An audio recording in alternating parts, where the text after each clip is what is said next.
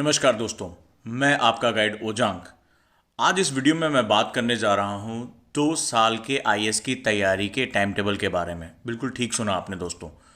UPSC की तैयारी में जो एक विधिवत समय लगता है, जो व्यक्तित्व निर्माण के लिए न्यूनतम समय की ज़रूरत होती है, वो 2 साल होती है। कई बार स्टूडेंट इस गलतफहमी में अपना समय बर्बाद करते हैं कि शायद सिलेबस केवल पूरा कर लेने से मेरा सिलेक्शन हो जाएगा। लेकिन सिलेबस पूरा करने के साथ साथ आपको अच्छी राइटिंग स्किल आनी चाहिए, पब्लिक स्पीकिंग आनी चाहिए, आप कॉन्फिडेंटली इंटरव्यू बोर्ड को फेस कर सकें। साथ ही साथ इंग्लिश और हिंदी भाषा पे कमांड होने के साथ साथ आप कम से कम अच्छा एस्से लिखने की कला को विकसित कर लें। और इतने वास्ट सिलेबस के साथ इन सभी स्किल्स को सीखने में ये न्यूनतम समय लगता है। कई बार जब हम समय की बहुत गलत कैलकुलेशन करते हैं तो हमारे ऊपर अनावश्यक दबाव हो जाता है और हम वास्तव में सीखने की प्रक्रिया से दूर हो जाते हैं और एक रैट रेस में इंटर कर जाते हैं कि भगदड़ सी मची रहती है, जिसका नतीजा होता है कि साल के अंत में भी हमसे बहुत बड़ी गलतियां होती हैं और हमारा सबसे बेशकीमती समय खराब हो जाता है। याद रखिएगा, सीखने की प्रक्रिया ग्रेजुअल होती है, स्टेप बाय स्टेप होती है। और जब हम सीखने की प्रक्रिया में शामिल होते हैं तो हमें सबसे पहले अपना ध्यान कॉन्सेप्ट बिल्डिंग या सीखने की प्रक्रिया पर ही लगाना चाहिए। आइए इस वीडियो में मैं आपसे कुछ मैथोलॉजी डिस्कस करता हूं, जिनका उपयोग करके आप अपनी तैयारी को सही दिशा में लेकर जा सकते हैं। अब हम यहाँ पर अपने 2 साल के समय को, जिनको 2022 देना है, या जो अभी 12th पास कर चुके हैं, या जो अभी ग्रेजुएशन के फर्स्ट ईयर में हैं, उनके लिए वीडियो बहुत ही महत्वपूर्ण है। तो शुरू करते हैं। हम लोग अपनी तैयारी को 2 हिस्सों में बांटेंगे। जो फर्स्ट ईयर आपका रहेगा वो आपके बेसिक फंडामेंटल्स के लिए जाना जाएगा। इस दौरान जो मार्केट में प्रचलित जो बड़ी बड़ी आदर्श किताबें हैं उनसे आप थोड़ी सी दूरी बनाकर रखेंगे, यानी जिन्हें हम रेफरेंस बुक कहते हैं, जैसे पॉलिटी के लिए लक्ष्मीकांत, जैसे डीडी बासु, जैसे जो रोमिला थापर हिस्ट्री के लिए, इसी तरह झा श्रीमाली प्राचीन भारत के लिए, और भी तमाम इस तरह की किताबें जिन्हें हम लोग रेफरेंस बुक कहते हैं यूपीएससी के लिए। रामचंद्र गुहा हो गए, एएल बॉशम हो गए, ये रेफरेंस बुक्स होती हैं। और कई बार जो इनकी भाषा, इनको लिखने का तरीका जो होता है वो बहुत मैच्योर स्टूडेंट के लिए लिखा जाता है, जिसको पढ़ने समझने के लिए बेसिक नॉलेज होना बहुत ज़रूरी होता है।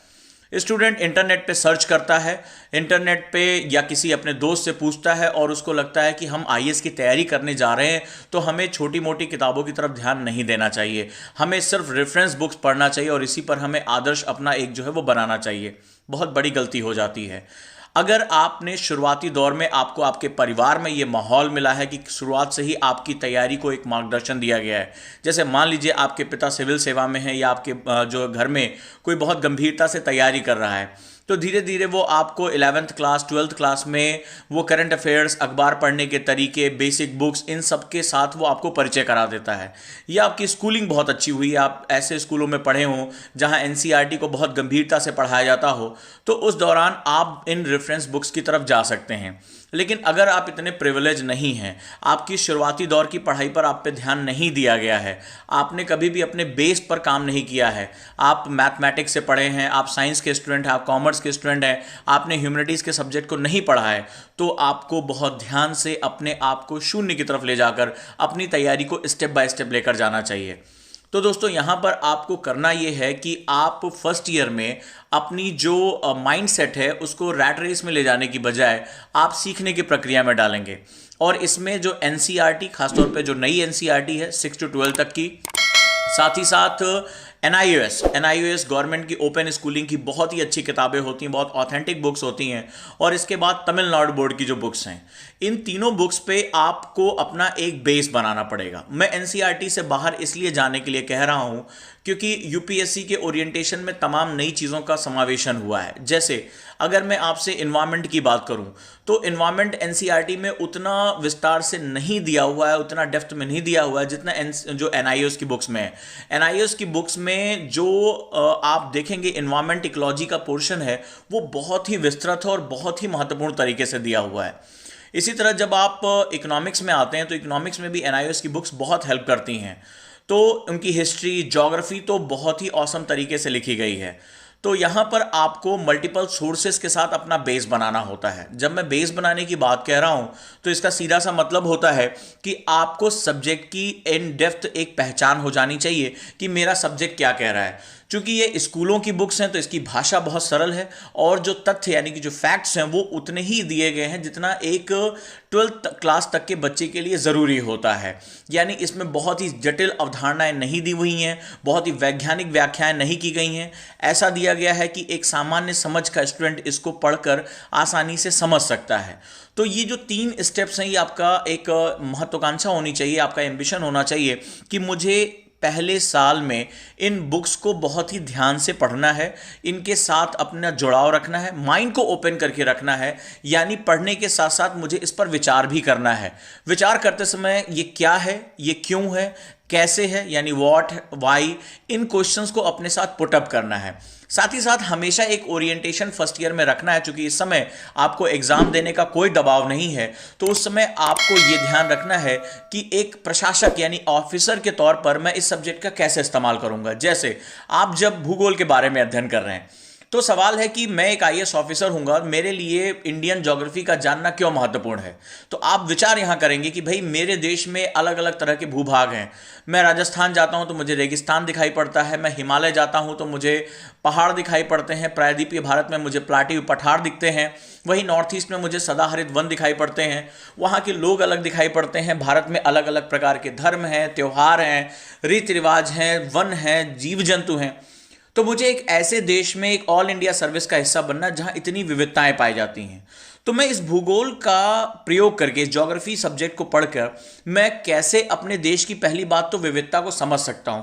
क्यों हमारे यहाँ मिट्टियाँ इतने प्रकार की हैं, क्यों वनों में अलग अलग प्रकार दिखाई पड़ते हैं, क्यों हमें जो है वो जानवर अलग अलग दिखाई पड़ते हैं, लोग अलग अलग दिखाई पड़ते हैं, पहनावा, संस्कृति, खान पान, त्योहार, ये सब मुझे अलग अलग क्यों दिखाई पड़ता है। तो पहले आप वाई को आप देखोगे और इमेजिन करो कि एक ऑफिसर हो और आप देश के अलग अलग हिस्सों में घूम रहे हो। जब आप नॉर्थ ईस्ट जा रहे हो तो आपको मंगोलाइड प्रकार प्रजाति के लोग दिखाई पड़ रहे हैं, वो अलग रूप में दिखाई पड़ रहे हैं। राजस्थान जा रहे हो तो उनका वेशभूषा बिल्कुल अलग है। जब आप हिमालय गढ़वाल रीजन कश्मीर में जा रहे हो तो वहाँ का पहनावा, वहाँ के जो लोग हैं वो बिल्कुल अलग तरीके से दिखाई पड़ते हैं। साउथ में जा रहे हो तो बिल्कुल अलग तरह का खान पान, पहनावा दिखाई पड़ रहा है। तो पहला तो आपका होना चाहिए कि ये क्यों है। दूसरा, मेरी जिम्मेदारी है कि मैं इस क्यों को समझने के बाद मैं अपने राष्ट्र के लिए, अपनी कंट्री के लिए मैं कैसे इस नॉलेज का इस्तेमाल कर सकता हूं। जैसे मैं एग्रीकल्चर की प्रॉस्पेरिटी के लिए क्या कर सकता हूं, अगर कल को मुझे अधिकारी ये पद दिया गया। मैं लोगों की इकोनॉमिक प्रॉस्पेरिटी के लिए क्या कर सकता हूं। मैं अगर मुझे फॉरेस्ट मिलता है तो मैं लोगों के वन्य जीव को बचाने के लिए क्या क्या कर सकता हूं। देश की एकता के लिए मैं क्या क्या कर सकता हूं। तो ऐसा करके मेरा जो ओरिएंटेशन है वो बहुत ही ब्रॉडर होता जाता है। चूंकि फर्स्ट ईयर में आपके ऊपर दबाव नहीं होता है, इसलिए आप बहुत ही खुले दिमाग से इसे पढ़ सकते हैं। यही तैयारी का सबसे बड़ा फायदा है। तो ये जो तीनों सेटअप है उसके साथ आप जुड़े रह सकते हैं। अब फर्स्ट ईयर में इसको कंप्लीट करने के बाद और इसमें आपको फंडामेंटल 5 सब्जेक्ट कवर करने होंगे। जैसे आपको हिस्ट्री, ज्योग्राफी, पॉलिटी, इकोनॉमिक्स और साइंस, और समय मिलने पर इंडियन सोसाइटी, भारतीय समाज, क्योंकि ये जो भी आपने पढ़ा उसको आपको भारतीय समाज और भारतीय अर्थव्यवस्था के लिए इस्तेमाल करना है। तो आप इसके लिए उसका अध्ययन कर सकते हैं। साथ ही साथ इसके छोटे छोटे पॉइंट्स बनाकर आप इसके शॉर्ट नोट्स बना सकते हैं। ये आपके फर्स्ट ईयर के लिए बहुत ज़रूरी है। यानी फर्स्ट ईयर आपको आपके सब्जेक्ट की रेंज देता है कि आपके सब्जेक्ट की रेंज क्या है, किस तरह के सब्जेक्ट्स आते हैं, उनके क्या प्रॉस्पेक्ट्स हैं, क्या हमारे जो है आयाम, डायमेंशंस हैं, ये आप परिचित होते हैं। उसके साथ ही साथ उनके जो है शॉर्ट नोट्स भी बनाते हैं और उनको बार बार रिवाइज करते हैं।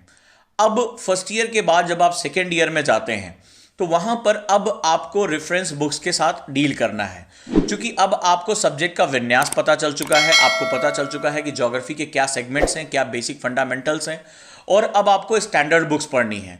और साथ ही साथ जो आपका सेगमेंट है वहां पर एक ऑप्शनल सब्जेक्ट की आपको तैयारी करनी है। ये बहुत महत्वपूर्ण है। आपको जब फर्स्ट ईयर में बेसिक फंडामेंटल पढ़ लिया तो आपको ये पता चल जाएगा कि आपका ऑप्शनल बेसिकली क्या बेस्ट होना चाहिए। ऑप्शनल वो हिस्सा होता है जिस पर 500 मार्क्स डिपेंड होते हैं और ये मार्क्स तय करते हैं कि हमारा सिलेक्शन कैसे होगा। ऑप्शनल में जिस स्टूडेंट ने अच्छे मार्क्स गेन कर लिए, 300 प्लस मार्क्स उसने उठा लिए, यकीन मानिए फाइनल लिस्ट में आना उसका तय रहता है। तो दोस्तों इस तरह जो है वो हम अपनी तैयारी को दूसरे हिस्से में लेकर जाते हैं। यानी अब सेकेंड ईयर में आपको रेफरेंस बुक्स, यानी कि जो बुक्स के नाम मैंने लिए थे जैसे विपिन चंद्रा, लक्ष्मीकांत, डी बासु, सुभाष कश्यप, इस तरह की जो रमेश सिंह, इस तरह की जो बुक्स हैं वो हमें अब पढ़ना पड़ेगा। साथ ही साथ हमें इसी समय अपनी ऑप्शनल की तैयारी करनी है। ध्यान रहे, अगर यही हमें एक साल में करना पड़ता है तो हमें बहुत तकलीफ से गुजरना पड़ता है और हमें समझ में नहीं आता हम पहले क्या पढ़ें या बाद में क्या पढ़ें। साथ ही साथ जो आपका सेकेंड ईयर होगा उस समय आप अपना एक बहुत बड़ा समय आंसर राइटिंग पे देंगे, क्योंकि ऑप्शनल का जो सिलेबस होता है वो काफ़ी हद तक स्टैटिक होता है, काफ़ी हद तक जो है वो अपने सिलेबस के दायरे को फॉलो करता है। और इस समय जीएस में आप स्टैंडर्ड बुक्स के साथ जुड़कर अपनी समझ बढ़ा चुके होंगे। अब लक्ष्मीकांत की बुक पढ़ते समय आपको ये बात समझ में आएगी कि बेसिकली इसमें कहा क्या जा रहा है, क्योंकि आप एनसीईआरटी और एनआईओएस के साथ अपना बेस बना चुके होंगे। आपको यह भी पता चल गया होगा कि ऑप्शन मुझे कौन सा चुनना चाहिए।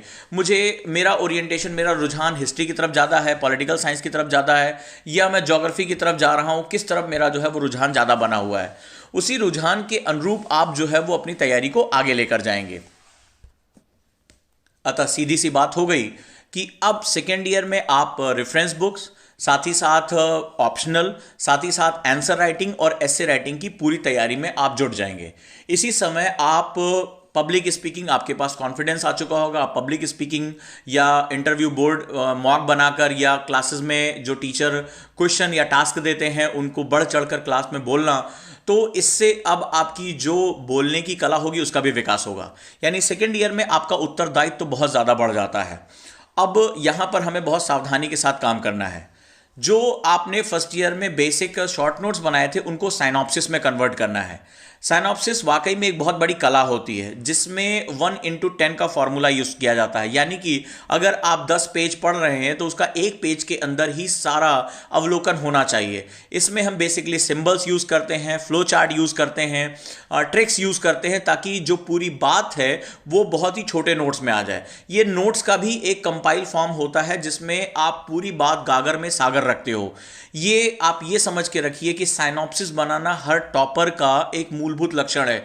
जितने भी टॉपर्स होते हैं वो नोट्स ज़्यादा नहीं बनाते, क्योंकि नोट्स को रिवाइज करना बहुत मुश्किल काम होता है। अंतिम समय में जब एग्जाम सर पर होता है तो बल्कि नोट्स नहीं रिवाइज किए जाते, वहाँ साइनॉप्सिस रिवाइज किए जाते हैं, जो बहुत ही कम पेजेस में होते हैं, फाइल में लगे होते हैं, और उनमें सिंबल्स के थ्रू, पिक्चर्स के थ्रू, ट्रिक्स के थ्रू आप अपने पूरे आंसर को याद रखते हो, और ऐसा करने वाले ही अंत में विजेता बन के निकलते हैं।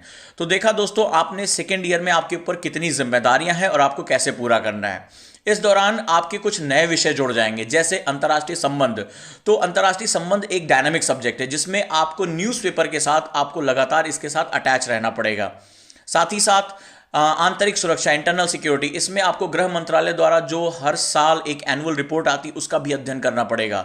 इस दौरान आपको तमाम मंत्रालयों की वेबसाइट पर जाकर उनकी एनुअल रिपोर्ट्स का जो है वो लगातार अध्ययन करना पड़ेगा, जिसमें नीति आयोग के डॉक्यूमेंट, विदेश मंत्रालय के document, press information bureau, India yearbook, economic survey